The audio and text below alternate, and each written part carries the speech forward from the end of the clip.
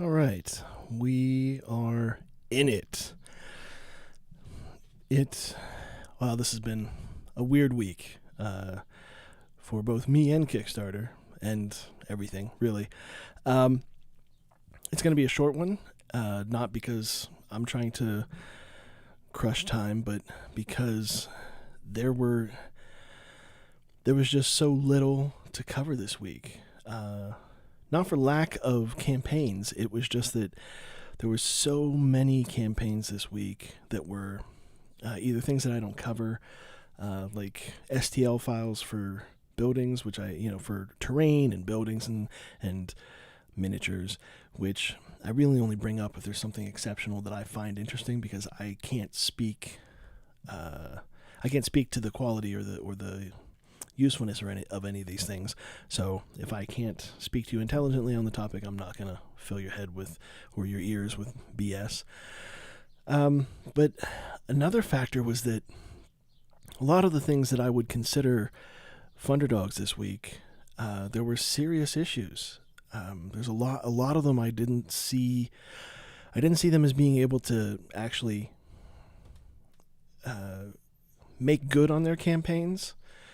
There were a lot of campaigns that came out this week that were not done professionally, and were sort of just pie in the sky or shoot for the moon kind of scenarios. And I'm not going to bring those to you. Then there were several others that there were just no rules. That was like this week. There were three big themes. One, a lot of STL files, like way too many. Secondly, no rule books anywhere. It was crazy. And then the last one was that did I lie? I swear I had three. There was no rule books. Oh, sorry. And the third one is the thing that I've been hammering for weeks. Proofread your stuff. Like, I'll be honest with you, there were two potential Funderdogs this week that they were this close. They really were. They didn't have rules, so I can't speak to what they're about. And I literally was spending every sentence, like, reassessing what they were trying to say. It was really weird. Anyway, so let's move past that and talk about some news. Also, some news about the Funderground. One, we have a designer interview up with Chris Scafidi, who was the designer of one of our picks of the week, Card Ref. That's up now. We're planning to continue this. We're going to have interviews moving forward, because the point of this is to let everybody know who wants to back their games, wants to kickstart their games, wants to get a campaign going, kind of give you some insight and some instruction. And so hearing from people who've done it is, I think, the best way to do so. Also, this week changed up a couple of things in the technology, in the production realm. So my friend Darren is going to be really annoyed again that I keep talking about behind the scenes, but I made some serious changes to some of the tech, and it's not really going to show as much for you, but there are one or two things that are going to make a difference. But then let's get into the regular news. A slight correction from last week. I talked about Apex Legends. And what I was unaware of when I was basically dressing them down for their the two pledge levels, the gamers level and then like the core, whatever it was, and I was talking about how, okay, so my basic thrust on Apex Legends is, looks like a great game, but on some of those levels I think you're paying for some plastic that you don't necessarily need. But they had a level that had 6 characters in it, which I thought was awesome. It was the Gamers Pledge level. And I was like, there's everything. That's a great pledge level. And what was crazy was it was only $6 more than the pledge below it, which only came with 4 characters but a bunch of plastic. Well, it turns out that I was late to the party didn't know this. Turns out that Gamer Pledge either didn't exist or was way worse. They did not have, prior to when I was looking at it, they did not have a level that had it had 6 characters with no plastic, so you had a lot to play with. It was like 4 characters, no plastic, or maybe 2. I don't even know.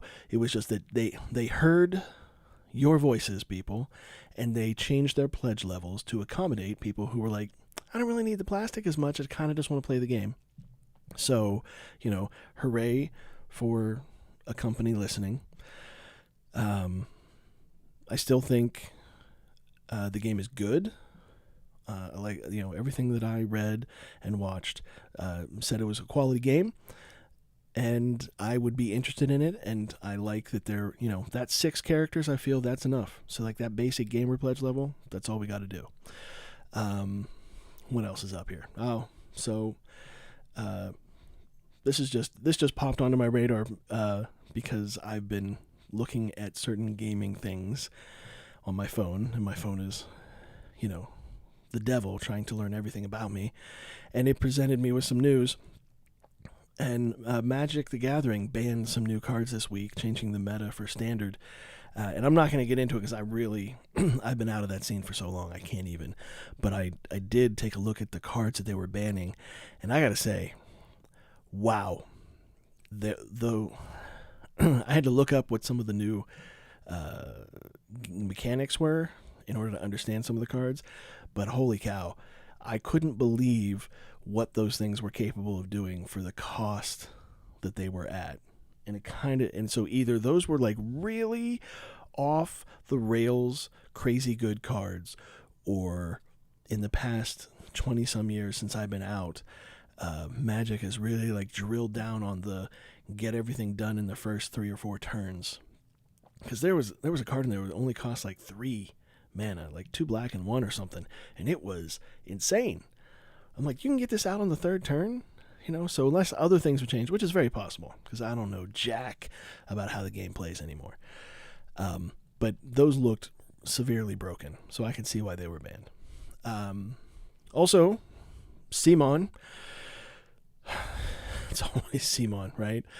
Simon's going to make a God of War game because, why not make another board game based on a video game? And that's going to come up later.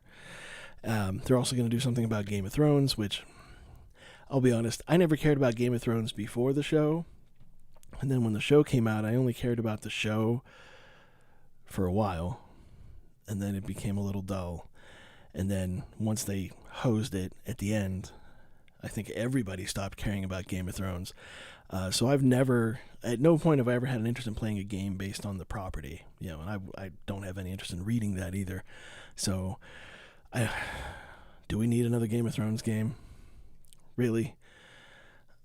I don't know. But it's Simon, so it'll sell. And then finally, there's a Metal Gear Solid game that was picked up. It had previously failed to fund. I think it got canceled.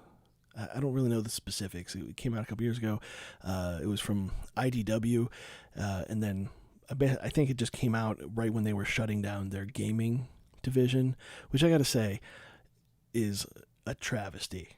I have a bunch of IDW board games, and I really like them, particularly the Ninja Turtles ones. So they relinquished the rights. The rights reverted back to the artist and the designer. And now he has found someone else to present it. So and it's. I almost think it's Simon. I could be wrong. You know what I could do though? I could just go ahead and look it up. I can't believe I didn't already have it up for you.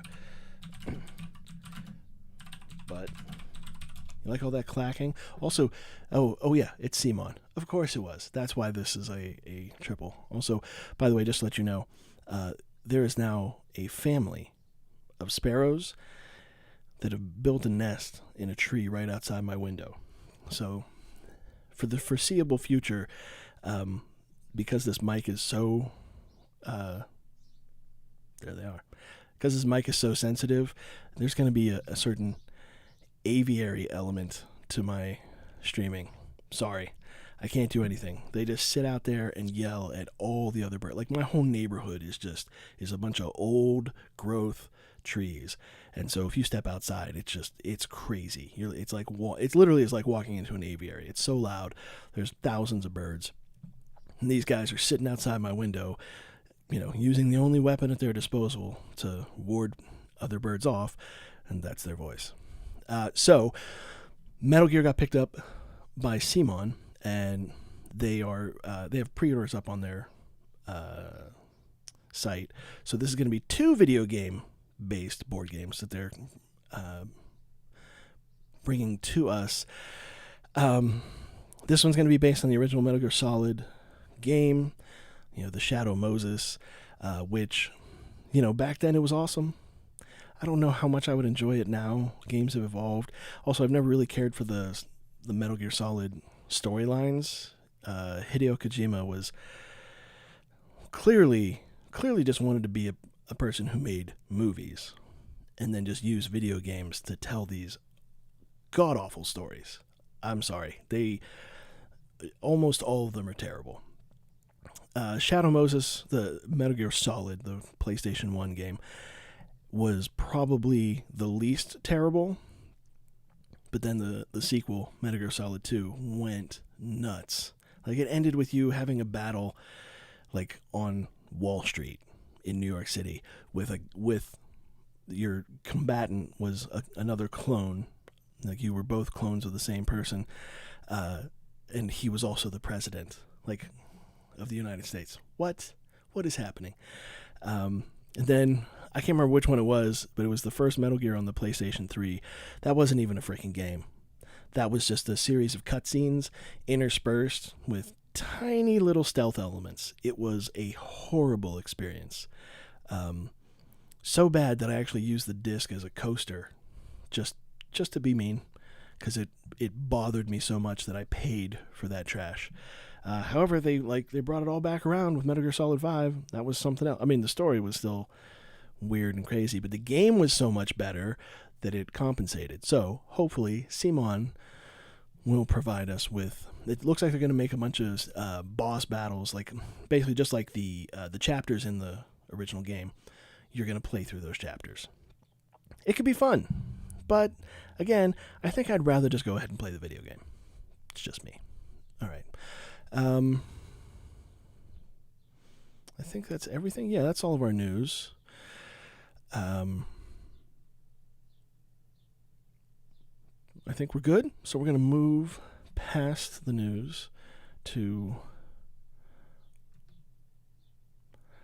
our Funderdogs for this week. I have to apologize. There are a very limited number. This is going to be a quick week, simply because nothing's happening. So our first one up is Circle of Blood. So here we go. Circle of Blood. Okay. So I like the art a lot. And also here's one of the new features. I got that pointer working, so you're going to know what I'm pointing at from now on for sure. So the concept here is essentially it's a reality where vampires are a thing, but there's like a lot of other fantasy elements like dwarves, and then there's like a guy who's like, there's a creature who is a humanoid who's also a chameleon, or at least looks like a chameleon, this head. Interesting stuff. This is not typically my cup of tea. I don't do the tabletop RPG stuff, so I can't speak to this. Also, a lot of these things, the mileage that you get out of it varies based on what you need. This could be used as fodder, or just information for you to alter what you do with one of your games, or just provide, some background or some interesting alternatives to missions that you've created. I do think that some of the character designs and the reality that this is set in is interesting. I like, though, that there's like so much daylight in. See, there's the dwarves. I like there's so much daylight in the game when it's about vampires. Like, typically you see something vampire and everything's, midnight, dark blues and turquoise. But we got some.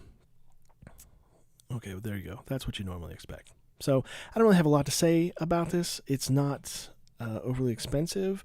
It's doing the right thing. Oh, by the way, this week we're going to be focusing on pledge levels, walking through successes and failures there. So just be aware of that. That's coming up. So here on the pledge levels, you get. I should probably switch it back to so you can actually see them. There you go. So here on the pledge levels, we got the $22, €20 gets you the digital version. But then for $44, €40, you get a physical and a digital. And then as the big hook for €65, $70, you get the Circle of Blood with the digital edition. Then you get the Blood in the Streets, which is like I think it's a scenario. Yeah, so it's a guide for how to design missions and a bestiary and so forth. You also get a D20. You get a little vampire miniature. None of that really matters in the end, but it's affordable. But this is really clearly defined tiers. You got a digital one. Then you got a digital one that's about the core of what this is, and then you got an all-in of everything as well as digital. So they did a pretty good job there. If you're somebody that is looking for extras in your for your games, this could do it. So up next, we have you are now orbiting Trepis, which is yet again it's another supplement.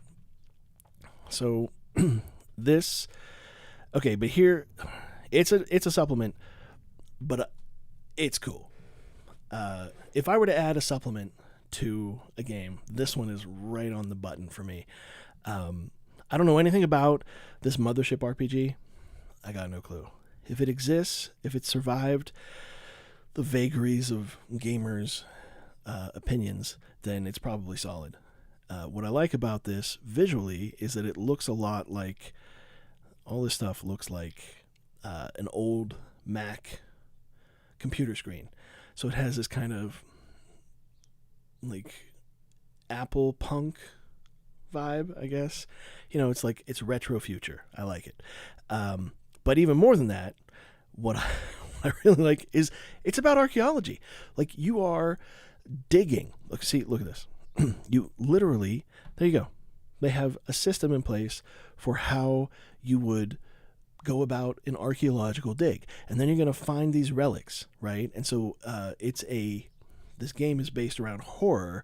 So I'm right there, man. This is like up there with like it's a terrible movie, but I love it. Relic, The Mummy, Stargate, like all these things start with somebody digging up something they shouldn't, right? I love that. I love anything that brings in archaeology. A little bit of that is because when I was a kid, I wanted to be an archaeologist, until I found out that you don't run around with a whip and a pistol beating bad guys to the prize. It's a lot of sitting around and with toothbrushes and trying to figure out if what you're cleaning off is a bone or just another rock. But yeah, so this looks fun. Right, as a supplement, and it's a zine, and this is a really nice little diagram here to explain to you exactly how the zine folds out. Straightforward, simple, adds a fun element to an existing game that I think is useful. And here we go. Let's take a look at their stretch goals. So for $7 US, you get the PDF and a digital map pack and all stretch goals. And then for $14 US, you get a physical copy as well as everything else. And then for $40 you get all that and you get a t-shirt, which sure. not complaining about it. It's just that it's not entirely necessary. Let's just focus on sending our games out. We don't really need to clothe people here. But simple, straightforward, looks pretty cool. And if you play Mothership, I bet this is an awesome addition. So let's move on. Wow. I didn't even realize how fast we're rolling through this. So here we go. The Funderground pick of the week, which for this week is French Quarter. And of course I was still on You Are Now Orbiting Trepis. Just accept that I'm going to screw that up regularly. We'll just move on. So here we go. French Quarter. It's a roll and write. Oh no, he put another roll and write up. Yeah, I did. All right. I love them. And when they're done well, they're amazing. This is from the people who made Three Sisters and Fleet. I backed Three Sisters. I swear this is not a pattern emerging intentionally, but just like last week's pick of the week, Thunder Rolls the Garage, Three Sisters was being kickstarted 2 years ago when I initially tried to start the Funderground, and I backed it then because it was fantastic. It was a great idea. These guys do a really good job of creating board games that, I should say, roll and writes that have cascading effects. So you have a lot of hard choices to make in the first place, and then everything you do has the potential to trigger other things or unlock other things that could then trigger other things. So then you find yourself at the end of the game in this mad dash to keep track of all the potential things. So you roll to go here, and then when you go there, it gives you this bonus that you can use to unlock another square on another page, and then by unlocking that square, it gives you the ability to add a square somewhere else, and then when you go to that other place, now you've filled that box, so now you get to, and it just goes on and on and on, and it's so much fun to watch the whole thing come together as you play. So it makes the ending of the games these crazy, unknown, like you have no idea where you're going to land. For the first 2/3, everybody's kind of aware of who's got what, but by that last third, it's anybody's game, and I love that. So here with Three Sisters, they have, so it's got 2 boards, which is something these guys are pretty regularly do. And so the way the game works is you roll a die to determine what intersection you start at, and then the party's going to travel, like whatever the parade is going to travel, and then you earn points for the parade traveling through certain areas. You unlock things, and then you move around. You have a meeple that you put on buildings, and then you move with these cards. So you lay out these 5 cards in a row, one of each color. Then you roll the dice, and you put the dice on them, and then everybody picks a die. So the color dice determines where you put the die. So obviously the green dice are going to go on the green card, right? So that then dictates what number you put in the little square, and that matters because you can't put a number. If you move to a building, you can't put a number that's more than 1 away from an orthogonally adjacent building. So if this is a 2, then when you come here, it needs to be a 3 or a 1.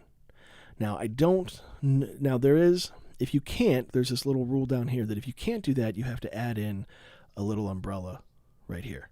So that's the rule here. If you can't follow the rule for the building, you get an umbrella. It seems like the umbrellas are good things, though. So I don't quite know if that's really a bad thing. But anyway, so, and then you also get to take additional actions, which are these little symbols down here on the cards, and those will fill in boxes for each activity moving forward. And then some boxes, let's get a better shot. Or if I don't even know if there is a better shot because I watched the whole thing played. Okay, here we go. So each one of these boxes, not every one of them, but a lot of them have an additional little element above the white box. And sometimes that will let you fill in the bubble up here on these curtains, and those change the way the certain elements of the game play. Alternatively, you can just get more points, which are over here. These what is it, a fleur-de-lis? The little saint symbol there. Those earn points, so you could open up more windows, or you could earn more points. Depends on. And then down here, you get, as you're moving around, you'll see like here's a violin. So if you land on that building, you get to fill in this violin, and when you fill in the violin, you get to fill in one piece of this track here. And so you see every one of these things when you fill it in, it has so here's that cascade, right? Anyway, looks like it looks pretty fun. I don't quite understand the mechanic of having two paths, because you can start a second. My apologies. I have neighbors that love to drive four-wheelers and motorbikes in our neighborhood when it gets warm. Because they're not white trash. I'm sorry. I'm sorry, it's silly. Why are you driving a quad through my neighborhood? What are you doing?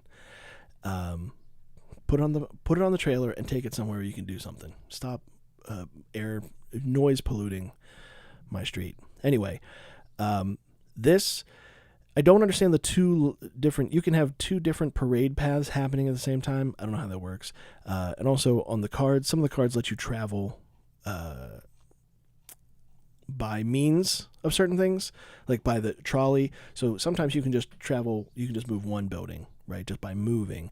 But then other times you can use a trolley or the ferries here, and you can go much further. You can go anywhere on certain streets depending on what card was drawn. It looks great. And I'll get my fat head out of the way. Or maybe I won't. Yes, I will. And pledge levels. Okay, so here it is. Straight up, $29, you get the game. Stretch goals, bonus content. And that's it. That's it. Like this, there was an early bird that only 9 backers. I don't know what right. There was one left of these earlier today when I was looking. This is a signed prototype. So you get the game, and then you also got one of 9 prototypes, and they signed it, which is pretty cool, but it was also an extra $100. So not a cheap bonus. But hey, here you go. This is the way you do it, right? $29, you get your game. My only complaint about this and pretty much all their other games is that it's always paper. When I backed Welcome To several years ago, one of the key features of that for me was that they had a level that had boards that you could use dry erase markers on. So you could use them over and over. Now, admittedly, you could take some of these pages and laminate them yourself. But I don't know how to do that. I'm sure I could find somebody to do it for me. Like I could go somewhere and pay them to do it, but I'd rather just kick an extra $10 into this to get some laminate versions of these pages so that I don't ever run out. Because, I'm sure, I got 3 sisters and there's a lot of pages. It's unlikely that I would run out, but I just like knowing that no matter what, it's always going to be playable. In 100 years, when my kid gives it to his kids' kids, and the paper's rotted, he could still play it because there's a laminate version, right? Which is not absurd at all. All right, so up next, we're going to move into Max Selects. And again, this is a short list, people, because all we have is Qing Tian, and I'm not even sure I should be calling it a select. I'm not sure I should be... my confidence in this thing coming to market is a little shaken. But I wanted to point it out. I wanted to bring it to everybody's attention because conceptually this thing is incredible. incredible. Look at this. Every one of the maps is a pop-up book. Okay? And not only that, a lot of the elements of each location can be changed. Like you can swap them out with other things. So like there's a different colored dragon, and then there's elements of the boat that you can change out. I have no idea why, but the more red dragon, I'm assuming, is more dangerous. And so, yeah, the design looks good. I love the art. I love the concept. I like what they're doing, but there's no rules. So that's a big no-no for me. And these people are putting a lot of effort in because they are not native English speakers. And that that comes through, but the English is so good that like they're almost pulling off idioms. It's so close that, but again, just a proofreader. You know, they wrote some good stuff. It just needs a proofreader. Sorry, I got a little bit of a throat thing. So look at this one. Look at this. This pop-up is a multi-tiered building. How cool is that? You know, and you get all your little, there's like tables here. Like you get all your dudes lined up in there. Because, oh, by the way, this is like a combat skirmish kind of scenario. But like I said, I really don't know the rules because they didn't provide any. I mean, there's this sort of, this is not, believe me, this doesn't give you any idea of actually how to play the game. It's just talking about all the elements of the game. I did like, there's this section down here where you get to see the some of the bits and bobs. See, there you go, look. We got a blue dragon with orange and gold, and now we got kind of silverish and a red dragon. Here we go. This is the chiclet layer. Does anybody remember chiclets? Am I really old? They look like chiclets to me. I love it. And apparently, like, these things power your ability to do things, and every player is like one of the colors. I don't really know how it works. Because like I said, they didn't give a great idea. But I love these little chiclet dudes. Look at that. Again, though, I'm not saying that this is necessarily backable yet, but if they provide more information, I might come back. See, look at that. Look at that, lining up all your dudes, getting ready for the battle. Looks cool, but it really does, doesn't it? Look at that. All right, so let's take a look at the reward levels. So there it is. $100, you get the game. And for $119, you get card sleeves, little bags, and some acrylic standees. I gotta say, for 20 extra bucks to get acrylic instead of paper standees, you know how much I love acrylic standees.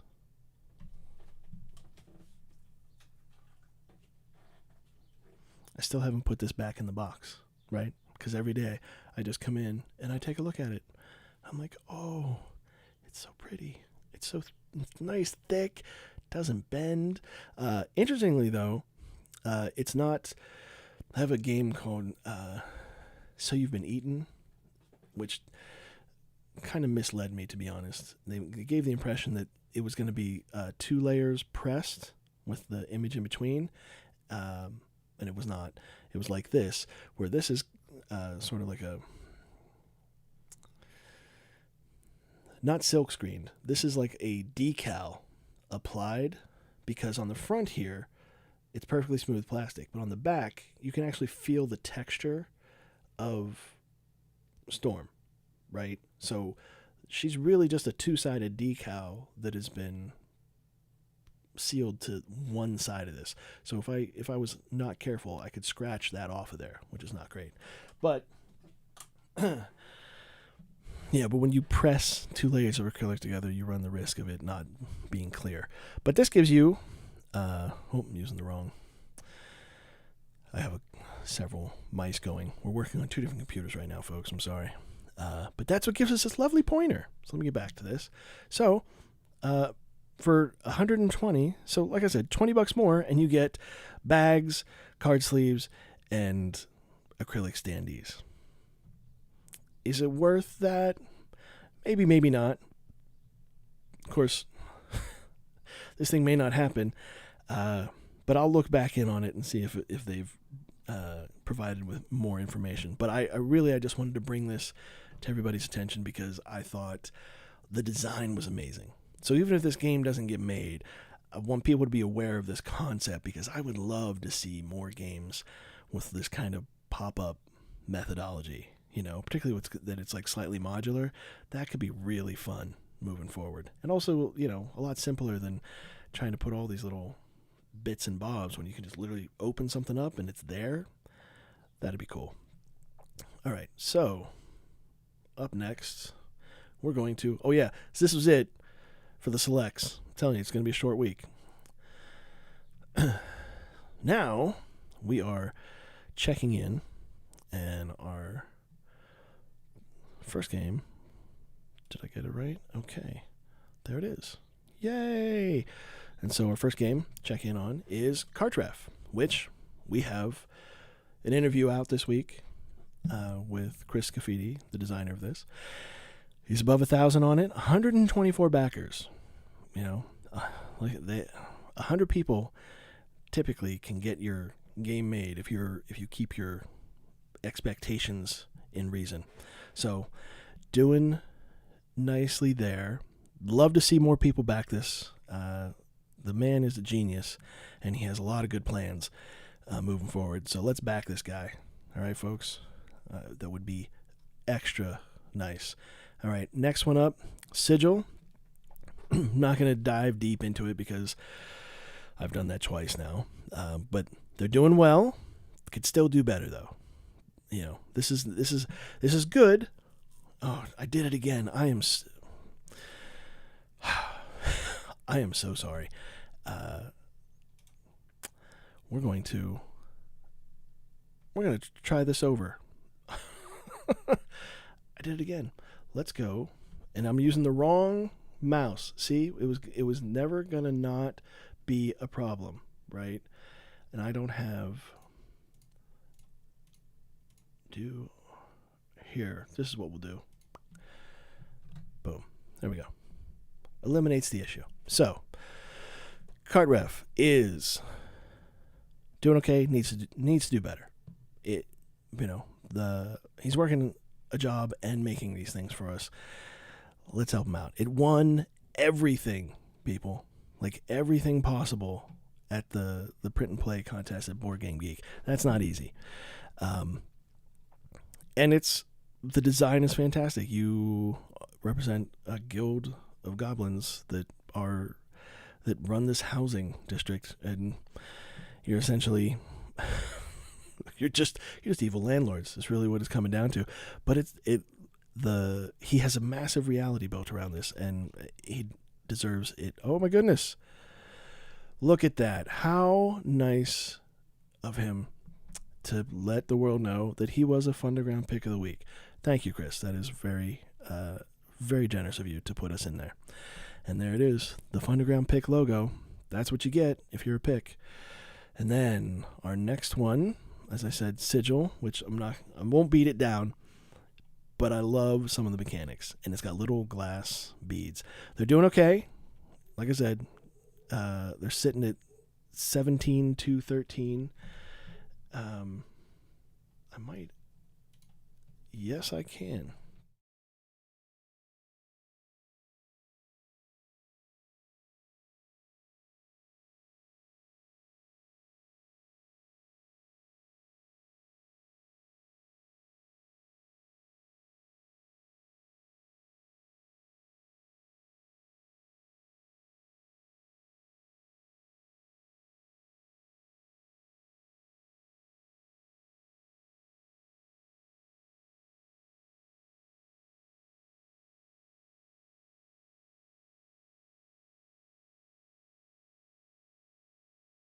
Disappointed because it was such a fantastic game, but at the time I just did not have any funds, and so I couldn't, and I would not lose that chance again. So Thunder Rolls, but they are funded. But again, here we are.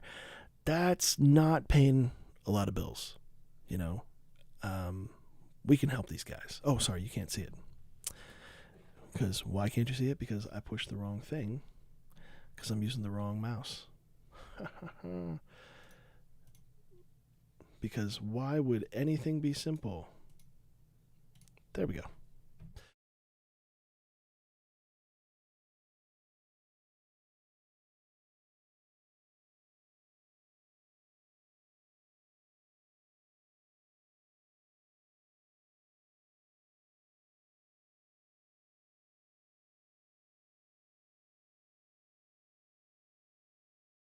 We move on to the Superfunded,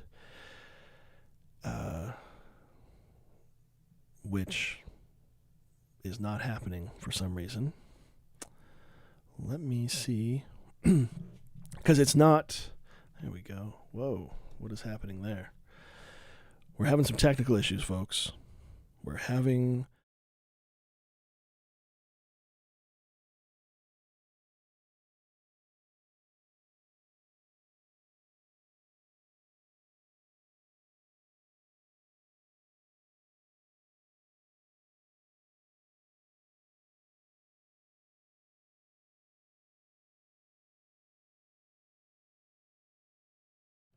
Superfunded games. We're going to talk about these this week. We have, first up, Into the Godsgrave. And, of course, sorry, not a Funderdog. Okay. So, a lot going on here with Into the Godsgrave. I love the look. I love the art. The Kickstarter itself is literally a how-to for designing your Kickstarter. Look at this. Now, I will state first, this part is where I disagree. But it's not a bad idea to have the stretch goals right here at the top to let people know what has happened. It's not a bad idea.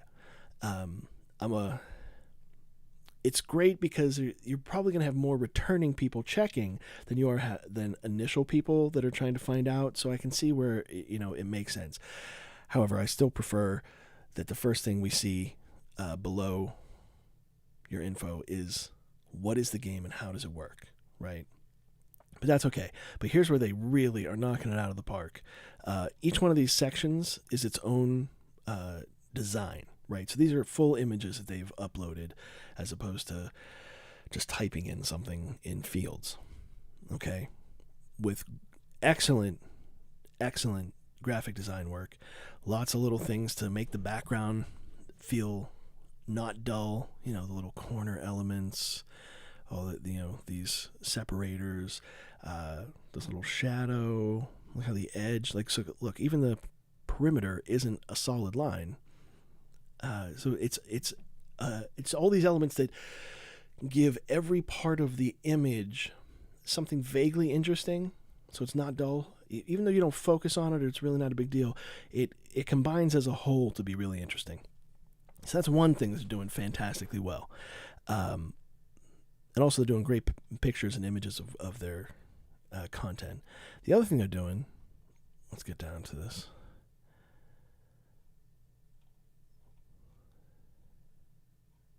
Okay.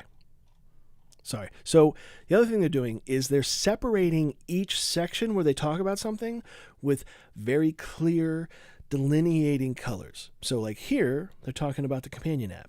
It's all brown, right? And then here, card-driven gameplay. And now it's an entirely different color. And even though they're cycling through the same things repeatedly, just the fact that there's a demarcation like that really just pulls everything out as you go through. Also, the art itself is fantastic, which always helps. Now, because it's a Superfunded, I get to speak my mind. And let's go over here. So at the pledge levels, at 87, you get the core game, and then all the stretch goals. I do like that they have not listed as one of the features here the discount from retail. Please stop doing that. Nobody cares. You look like a schmuck. Don't tell us how much we're saving at every tier level. It is sad and needy, and it does not work. Now, these guys are doing great there. At $130, you get the core game, the stretch goals, and then you get the expansion. And then at $182, you basically get the whole thing, which has just a bunch of little bits and bobs. I have nothing really bad to say about this game overall. Like the actual the lore behind this is great. There's some, gods have been slain, and there's actually like locations where they're, like these graveyards where the bodies have fallen, and now there are these new there's this new faction that believes in a new set of gods, and they're like, but you're like a band of mercenaries and you don't have part of anybody's thing, but politically it's getting a little dicey if you don't pick a side, yada yada. Great concept, fantastic lore. The game requires an app, and I'm out. That's it. I'm done. And it requires an app on a level that significant amounts of the content are in the app. And that just makes it absolutely dramatically worse for me. This is there's 3 reasons for this, okay? And I'm going to stand by this, and I'm going to just do it real quick, okay? So, nope, that's not the one. So, number 1. The support for an app on a game, particularly on a Kickstarter game, there is little to no incentive for the developers to continue supporting the app. They already got their money. They're not expecting any additional sales. So there's no reason for them to continue to improve or to ensure compatibility of the app with constantly upgrading and improving operating systems. So that's 1. 2, an app is an entirely different beast, okay? You have a game, and that requires technical skill, know-how professionals, and they're doing this, okay? And the app requires an entirely different skill set, an entirely different group of people usually, okay? And if it doesn't, you can't expect one person to work 160 hours a week on both, right? So one of these 2 things has to suffer, particularly at the cost. And I'm sorry, people who do one thing in this arena typically don't do the other very well. And I don't need to justify myself. Look at any app in any game. The vast majority of them are clunky, they crash, they fail, you have, like, things don't work. They don't have up-to-date content. They don't track things properly. So to have a fantastic app is a job. It's one thing that you should do. And then to make a great game, that's another thing. Trying to do both of those at the same time with the same amount of money is a no-fly zone for me. And then my final thing is, because of that lack of support, these things will quickly roll off and no longer function, and then you can't play the damn game. You are relying on the solvency of a board game company that needs crowdfunding to survive. You're expecting them to be around long enough to make sure that your game is still playable in 5 years. Nope, I'm out. And so I'm sorry, as great as I think a lot of the stuff in Godsgrave is, I am not a fan, because there's no assurance that it's going to be around, and that's huge for me. I don't know when I'm going to get to games sometimes, so I need to know that when I finally do, it's going to work, and that's it. Literally, it's the only thing that matters. So let's go to our next one. Here we go. Endeavor, Deep Sea. Okay, and of course it isn't actually Endeavor Deep Sea, it's still Godsgrave.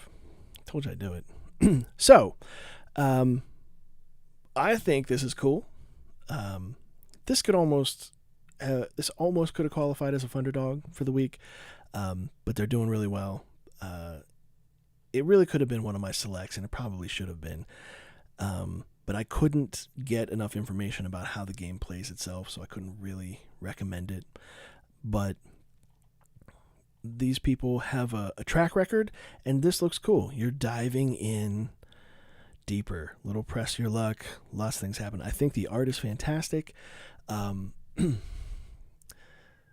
thing that's weird is this game was already successful over on GameFound, and it had 4,300 backers. Okay, they pledged $307,000. So this is the other reason I really didn't want to put on the select, because I don't know why this is here.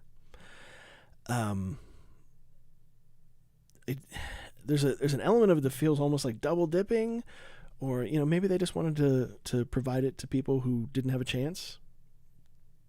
That's fine if that's the case. But it's strange. But I love the art. Absolutely love all this art. Look at it. Let's get to one of the people. Look at this great understanding of lighting. Come on, there we go. Look at this. Got a light on the screen, the way it shines on the face, back of the hand. I like the almost the brushed oil look, the oil paints. Like this is really a style that's up my alley. Which, if you've paid attention to any of my previous streams, I'm real big on the chunky black outlines on things. But this is even better. What I love here also, look at this. These paths, these missions that you have to engage in. There's a lot going on here, and obviously the game already works. You don't need my recommendation. Oh man, look at that art. Look at those. Every one of these things is, okay, a dude in reflective gear and a hard hat. Not the most interesting, but it still looks great, right? All these other things these look so good. Yeah, you got to get these specialists to change the way things are working. Yeah, there's a lot going on here. It seems like a great game. I love the art. I like the tile-based element, where as you go deeper, you reveal more, you add more. But I really didn't even investigate it because it's already been successful. It doesn't really need my help. But I did want to mention that it exists. Didn't want to ignore it. Also, for the week, we should take a look at their pledge levels. So this is the upgrade that's just for stuff that you didn't get in the GameFound. So if you're returning from GameFound, you get a bunch of stuff for storage, which is cool. I like that.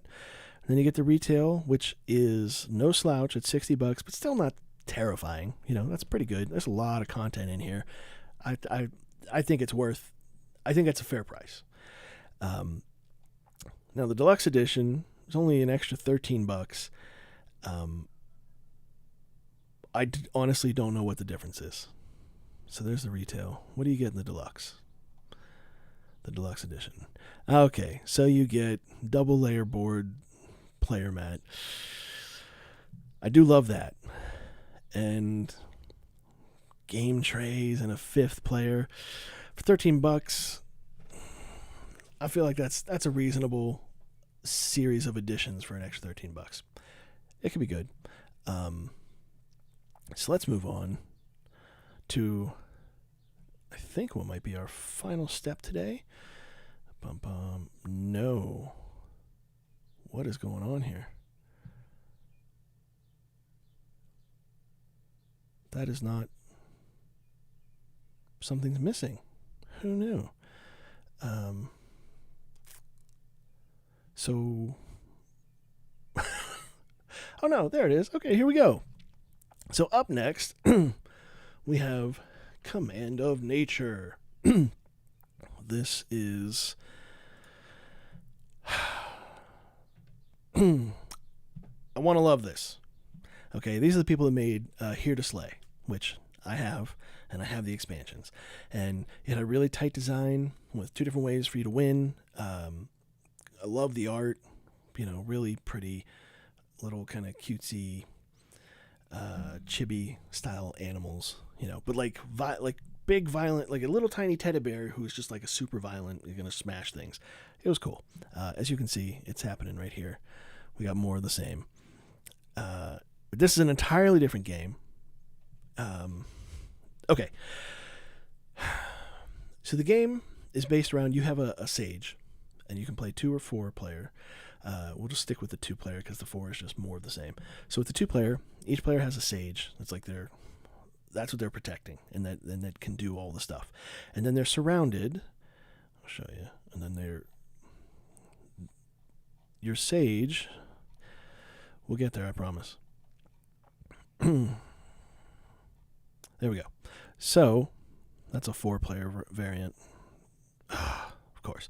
But anyway, this is the basic concept, is you'll have 1 in the first row, 2 in the second row, and then 3 in the third row, and the middle 1 in the third row is your sage. Each row has, increasing toughness of characters, and then on the cards themselves, they'll tell you which row they're allowed to be in. Okay? Basic premise here is you draw cards. You get 7 cards once you've laid out your little pyramid. You have 7 cards left. You draw 5. 5 of those 7 cards are commands. So basically things you do. So they're like generic, attack, melee attack, range attack, things like that. And then you take your cards and you pick one of your little dudes and send them against the enemy to attack them. And then when they get defeated, they're gone. Now, over here, you have the market where you can purchase either more of these little dudes or more actions, okay? And then, so you build your deck, you get more ability, and one of the moves is you can literally take, once they're in play, you can move them around between the layers. So one of the moves you can take is to push your character up, one of the characters up, and then one of the moves is to fill in a row, right? It all seems very straightforward, right? Here's where everything falls apart for me that I don't understand. You have to buy things with gold, and so far as I can tell, the only way to get gold is to get rid of a card. But it's not like in traditional deck building where like you have cards in your hand and you discard them to earn the gold. No, when you sell a card for the gold, the card is gone. Like gone forever. Out of the game. So, and you get half of its cost. So that means on average, you're going to have to sell 2 cards to get 1. So that's not deck building. That's deck reducing. So there has to be an additional way to get gold that they're not telling you. And I've read every inch of the rules. I used the search feature in the PDF for the word gold. I went through it twice. Nowhere else does it say anything. The only thing I can imagine is that some of the actions that you can take, maybe one of the things that a secondary benefit of the action is it gives you gold. Alternatively, maybe when you defeat one of your opponent's characters, you earn gold. But again, that isn't stated in the rules. So I don't really understand how this game is going to last more than like 2 rounds. 2 or 3 rounds. Like I don't even know why there's a market to buy things, because you'd have to give up so many. And also your basic cards, the actions, they have a little star in the corner. If you sell those, they're only worth 1 gold. You're not buying anything. So clearly there's information missing that is preventing me from understanding how to play this game, which I think is really disappointing, because they have these, like the previous, this is the Unstable Unicorn guys. They got all kinds of games out there. It seems weird that one element is missing. But like I said, great art. And if they ever tell me what the heck is happening with how you get gold, see, like here we have it, and it says deal damage. Yeah, there's nothing about gold in there. But as you can see, see here, the little star, that means you get 1. So this costs 5 gold, right? So it came from the marketplace. How are you going to get 5 gold? I don't know. So something's missing. That's all I'm saying. All right. So next up, we have my utter failure to So what's happening behind the scenes is I have the corner of the screen. Here we go.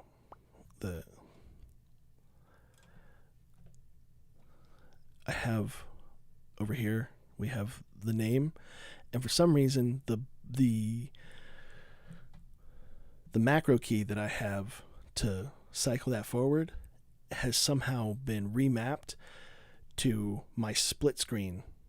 So whenever I hit that button to move to the next game in the corner there, instead what happens is in my preview window, the split screen comes up. This pops up for some reason. And I can't explain that at the moment. So I have to keep cycling backwards, and then I keep missing, and then I can't go back. Anyway. So anyway, here we are with Assassin's Creed, the longest name ever. Assassin's Creed, Brotherhood of Venice, Apocalypse. I don't know why this is a game. Here it is. It's we got Assassin's Creed. I will say I like that this exists completely outside the canon thus far. So this is an entirely new story because I've played every Assassin's Creed game, video game, not board game. So this is an entirely new story, which is cool. And then it has, a bunch of, just like in the previous games, you have, come on, I know it's here. Oh man, it's so far down. And I think this is one of the really interesting things. Right. So here you go. You have all these little missions. Sorry. Sorry, I'm responding. Somebody actually was in the chat, so I gotta be nice and say something. So here you have all of these elements that you will unlock as you go. So these are bits of story. I really like this. At first I thought it was like a legacy thing, but then when you see it, it's just story elements, and they're just preventing you from ruining the story for yourself, which is cool. They do something similar in Hellboy. And so it's not like it's not a legacy game, but it's just to maintain the mystery. I have nothing bad to say about Assassin's Creed as a board game. I think the art is very attractive. Looks just like the 3D, the top-down menu when you go into the menu screen, the map screen. I like that there are these are like the little places that you would hide in to evade. And then some of the stuff is brand new. I've never seen any of that, which is part of this new location, this new story. This is weird to me. These giant towers, they're included on one of the pledge levels. I mean, they're neat to look at. You know how I feel about miniatures. It's huge. It's absolutely immense. Look at this. So we'll go over. Base pledge, $100 US. $100 US, you just get the Apocalypse expansion. You cannot play this without the main game, I'm pretty sure. Yeah.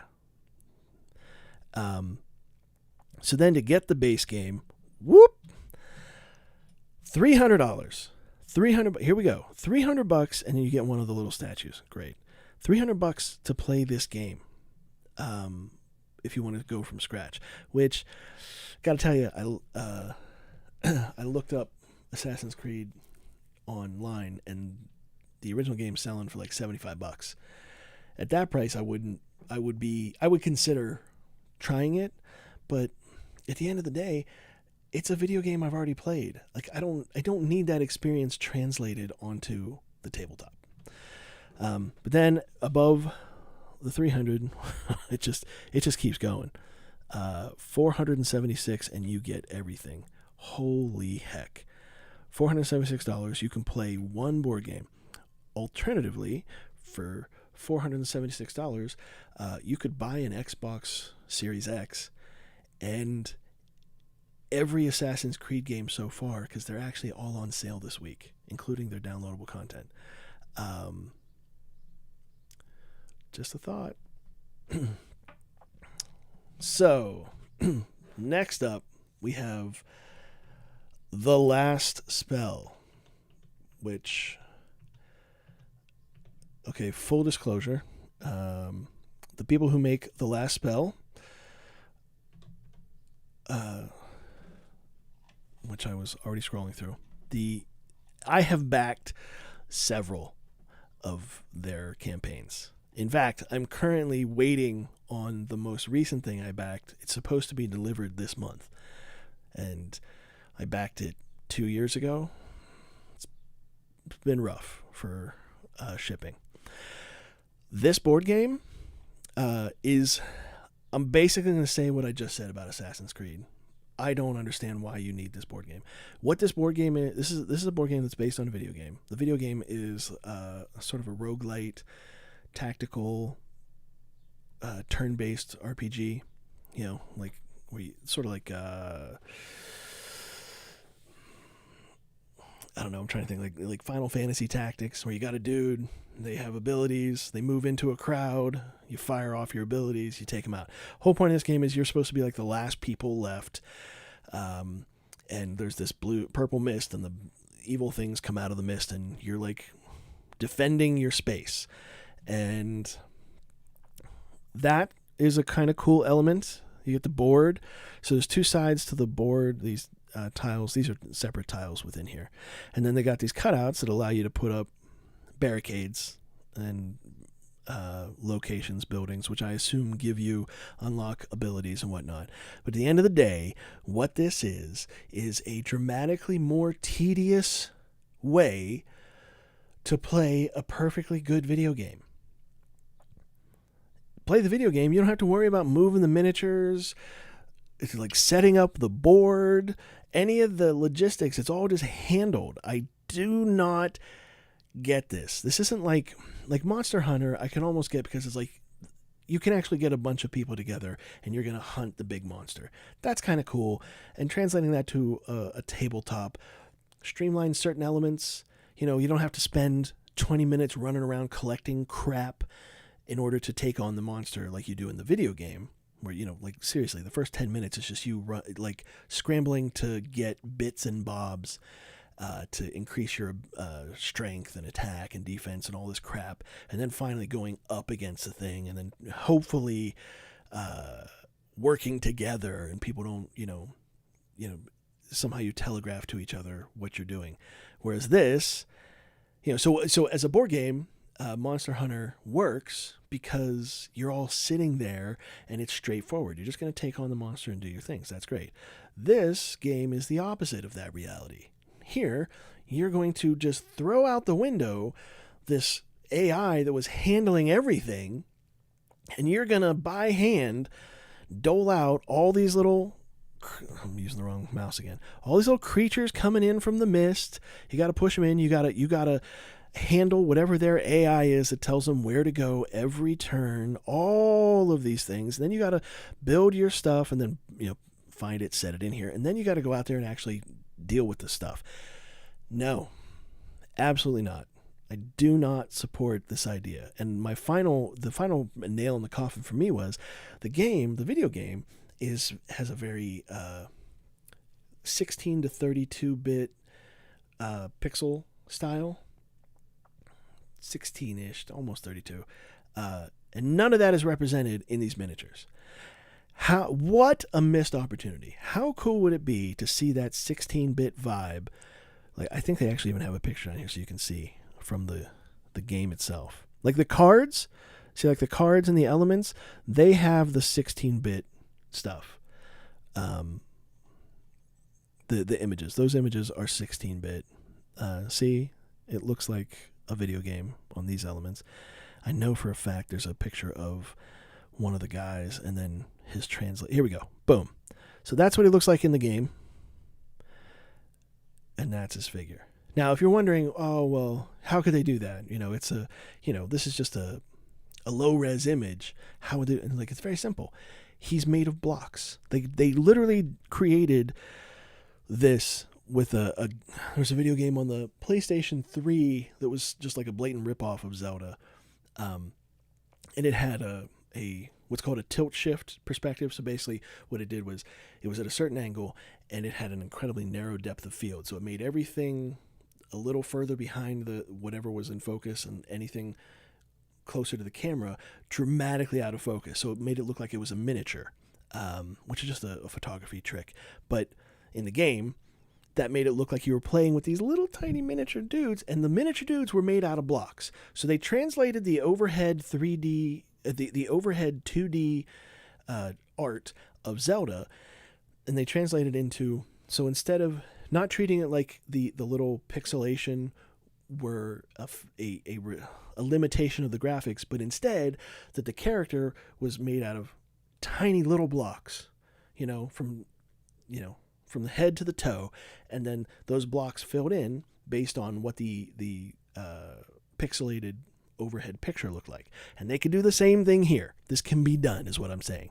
And I wish they would. It would have been so much cooler. But now we just have another generic dude with a sword and shield. Like, who cares?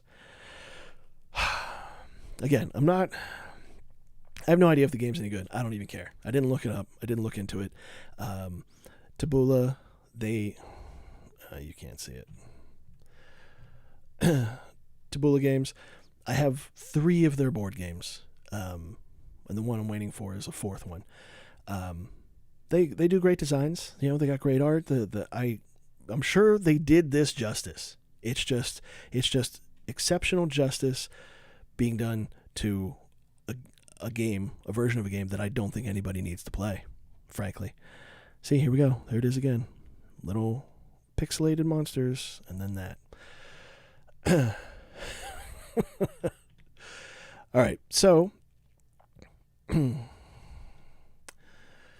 actually wraps it up. I got that last rant really took a lot out of me. No, I mean it did a little. I went a little far, but I'm just so frustrated about that concept, just in general.